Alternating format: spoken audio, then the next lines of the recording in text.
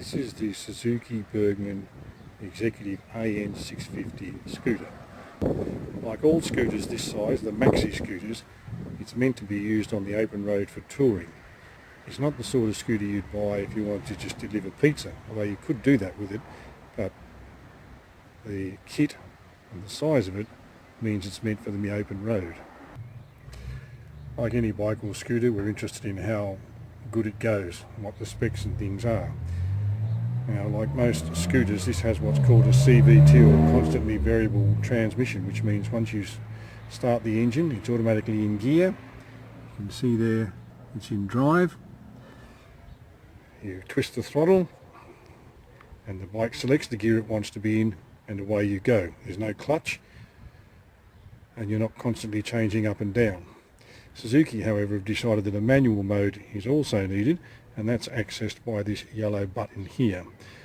You press the yellow button and then you use the up and down toggle switch here to select the gear that you're in. There's no need to close the throttle because it's an electronic device, and it automatically moves into the gear that you want.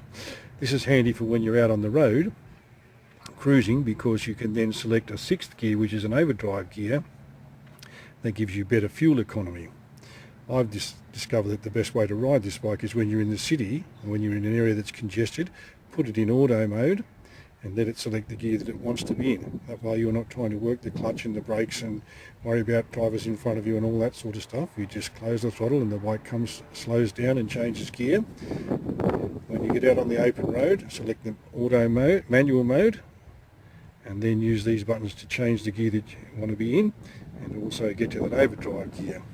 Now, while we're talking about features on the left hand switch gear, you see this blue button here. If I hold it down, the mirrors fold in. They're electrically operated,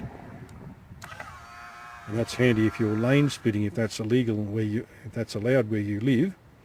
But also if you park the bike, the mirrors can be folded in, and that avoids some damage to those, or potential damage to them. On the right hand switch cluster, you'll see the kill switch, the hazard light switch, and this one here marked up and down for the screen, and that of course lowers the screen or raises it. And this is useful because when you're out on the highway you want to keep the wind off your arms and chest. This is a jivvy screen, which is much wider than the standard screen. It gives you much better protection from the wind. But even with the standard screen, it keeps a lot of wind off your chest and face. But if you're driving in a congested area and you need a bit more airflow, you can of course lower the screen and get that airflow.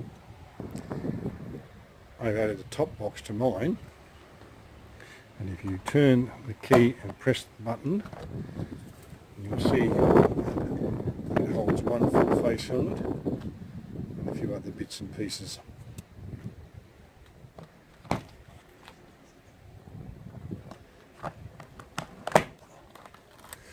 You can, by pressing this red button here when the key's in, remove the box and take it away if you wanted to use it for picnic gear or something like that. Under the seat there is sufficient storage for two full face helmets. You can also see there's a light, and here a lever to adjust the backrest for the rider.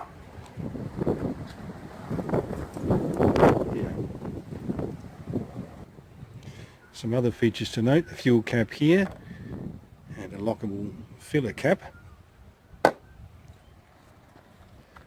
Footboards for the passenger, pillion, and the footboards for the rider, which mean you can have your feet here, which is so your thighs and calves are at right angles to each other, a little bit further extended if they're here, and almost cruiser style if they're out here.